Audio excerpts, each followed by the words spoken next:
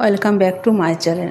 আশা করি যে যেখান থেকে আমার ভিডিওটি দেখছো সকলেই ভালো আছো, আমিও ভালো আছি। চলে আসলাম আজকে একটা রেসিপির ভিডিও নিয়ে। তো দেখতে পাচ্ছ কাতলা মাছগুলোকে আমি নুন হলুদ মাখিয়ে নিয়েছি। মাখানোর পর তোমার সাথে শেয়ার করছি। তারপর কড়াই বসে দিয়েছি, কড়াইতে আমি সর্ষে তেল দিয়ে দিলাম, মাছ ভাজার মতন সর্ষে তেল দিয়ে দিলাম। তো আমি 4 পিসের মাছটা রেসিপিটা করছি তোমার সাথে। তো তেলটা চারদিকে আমি কড়া চারদিক করে নিলাম, তেল যাতে মাছটা না লেগে যায়। তারপর তেলটা গরম হয়ে যেতেই আমি এবার কাতলা মাছের পিসগুলো আমি ভেজে নিচ্ছি। তো যারা এতক্ষণ ভিডিওটি দেখলে লাইক করোনি, প্লিজ একটা লাইক করে দিও। আর আমার চ্যানেলে নতুন বন্ধু এসে থাকলে প্লিজ সাবস্ক্রাইব করে বেল আইকনটি অল করে দিও, যাতে আমি নতুন নতুন ভিডিও দিই আমার তো তোমাদের কাছে ভিডিওটি পৌঁছে তোমরা ফার্স্টে ভিডিওটি দেখতে পাও।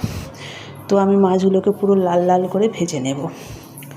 তো তোমরা দেখতে থাকো। মাছ কার কার ভালো লাগে সেটা কমেন্টে অবশ্যই জানাবে। যদিও আমার মাছ একদমই ভালো লাগে না, আমি সব ধরনের মাছ খাই না, আমি শুধু চিংড়ি মাছটা খাই, ইলিশ মাছটা অল্প একটু খাই, আর এই রুই কাতলা এসব মাছ আমি খাই না, আর সমুদ্রের মাছ খাই। আর এই রুই কাতলা মাছের স্মেলটা আমি নিতে পারি না। তো দেখো আমার মাছটা লাল লাল করে ভাজা হয়ে গেছে, কাতলা মাছটা। তো এবার মাছটাকে আমি এবার তুলে নেব। তো তোমাদেরকে আরেকটা বলছি, প্রত্যেকটা ভিডিওতেই বলি, তো আবারও বলছি। তো তোমরা কে কোথা থেকে ভিডিওটা দেখছো অবশ্যই কমেন্টে জানাবে। আমারও জানতে ইচ্ছে করে যে আমার ভিডিওটা কত দূর পর্যন্ত যাচ্ছে বা কোথায় কোথায় যাচ্ছে, কি কোথা থেকে দেখছো, প্লিজ কমেন্টে জানাও। তো আমার মাছটা দেখো পুরো একদম লাল লাল করে ভাজা হয়ে গেছে। আমি এবার এটাকে তুলে নিচ্ছি। তো তোমরা টাইটেল থাম্বনেল দেখে বুঝেই গেছো আজকে আমি কোনো রকম বাটা মশলা আমি ইউজ করব না।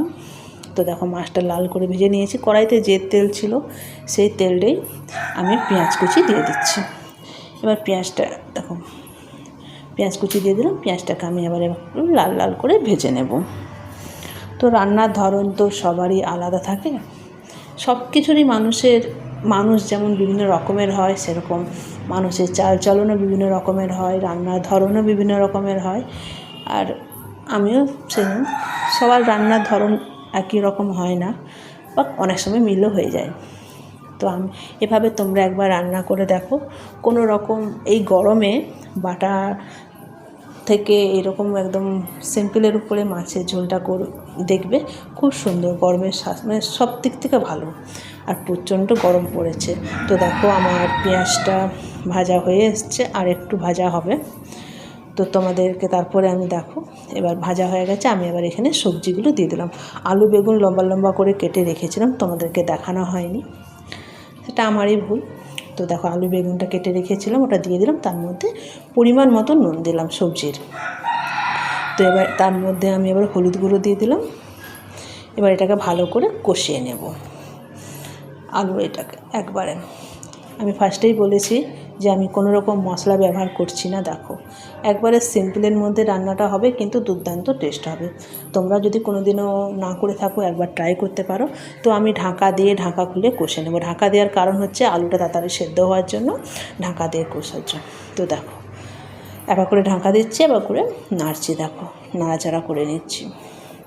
আমি আবারও বলছি, তোমরা যে এখন ভিডিওটি তোমরা দেখা কারণে যদি লাইক না দিয়ে থাকো প্লিজ লাইক করে দাও। আর আমার চ্যানেলে নতুন বন্ধুদের সাথে সাবস্ক্রাইব করে বেল আইকনটি অল করে দিও। তো আমি ওর মধ্যে জিরে গুঁড়ো দিয়ে দিলাম, দিয়ে এটাকে ভালো করে নাড়াচাড়া করে নিচ্ছি। তো আমি এখানে বললাম বাটা মশলা কোনো ইউজ করছি না, আদা রসুন পেঁয়াজ বাটা কোনো নেই এর মধ্যে। তার মধ্যে আমি ধনেগুলো দিয়ে দিলাম। তো জিরে আর ধনে দিয়ে আমি আজকে রান্নাটা করবো। তো এবার ভালো করে এটাকে যেহেতু কষানো হয়ে গেছে, এবার দেখো আরও ভালো করে নাড়াচাড়া করে নিচ্ছি। তো এভাবে তোমরা করবে, গরমের সময় তোমাদের খেতেও ভালো লাগবে। অত মানে বাড়লে অনেকটা মানে গরমের সময় তো সেজন্য। তো এটাকে দেখো কষানো হয়ে গেছে। এরপর আমি ওর মধ্যে যারা যেরকম ঝাল খাও সেরকম লঙ্কা গুঁড়ো দেবে। যেহেতু আমরা একটু ঝালটা বেশি খাই সেজন্য, আর যেহেতু গরম পড়েছে আমি বলবো একটু কম মশলা দিয়ে রান্না করাটাই ভালো, কম ঝাল খাওয়াটাই ভালো। তো আমি এবার শুকনো লঙ্কা দিয়ে এবার এটা ভালো করে কষিয়ে নিচ্ছি। দেখো কষানোর উপরেও কিন্তু রান্নার ডিপেন্ড করে কেমন স্বাদ হবে। তো দেখো আমার কষানো হয়ে গেছে, লঙ্কাটা দেখো পুরো লাল লাল হয়েছে। দেখো বললাম ফার্স্টে যে আমরা একটু ঝালটা বেশি খাই, সেজন্য লঙ্কা গুঁড়োটা বেশি দিচ্ছি। তো দেখো এটাকে ভালো করে তেলটা বেরিয়ে এসেছে, দেখো অল্প অল্প তেল বেরিয়েছে, তার মানে আমার এটা কষানো হয়ে গেছে। তো তাও বললাম না, কষানোর উপর ডিপেন্ড করে রান্নার স্বাদটা কেমন হবে। তো কষানো হয়ে যাওয়ার পর আমি এটা জল ঢেলে দিলাম আলু আর বেগুনটা সিদ্ধ হওয়ার মতন করে। এবার এটাকে একটু ভালো করে নাড়াচাড়া করে আমি এবার এটাকে একটু ঢাকা দিয়ে রাখবো, যাতে আলু বেগুনটা সিদ্ধ হওয়ার মতন করে আমি ঢাকা দিয়ে রেখে দেবো। এই 10-15 মিনিট মতন হালকা এতে রাখলেই সিদ্ধ হয়ে যাবে। তো অনেকক্ষণ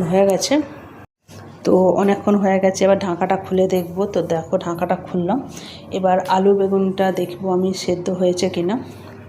না, আলু সেদ্ধ হওয়ার আগে আমি মাছগুলোকে ছেড়ে দিলাম। তো দেখো 4 পিস কাতলা মাছ ছিল, 4 পিস মাছ ঢেলে মাছগুলোকে একটু জলের মধ্যে ডুবিয়ে আমি আবার ঢাকা দিয়ে রাখবো, কারণ জলটা ঢালার পর একটু ফুটার পর আমি ঢাকাটা খুলে দিলাম, খুলে দিয়ে আবার মাছটা দিয়ে দিয়েছিলাম। তো আবার এটাকে 5 মিনিট রাখার পর আমি ঢাকাটা খুলে নিলাম। এবার দেখবো আমি আলুটা সেদ্ধ হয়েছে কিনা। তো দেখো নাড়াচাড়া করছে, আলু সেদ্ধ হয়ে গেছে। কয়েকটা আলুকে আমি একটু ঘেঁটে দিচ্ছি। তো দেখলে কোনো রকম অসুবিধা নেই, খুব সিম্পল রান্না, এই গরমের পক্ষে যথেষ্ট ভালো। তো আমার রান্নাটা কমপ্লিট হয়ে গেছে। তো দেখো আমি একটা জায়গায় ঢেলে নিয়েছি। তো কেমন লাগলো কমেন্টে অবশ্যই জানাবে। চলো আজকের মতো বিদায় নিলাম, দেখা হচ্ছে নতুন কোনো ভিডিও। তো সকলেই ভালো সুস্থ থেকো, বাই সকলকে।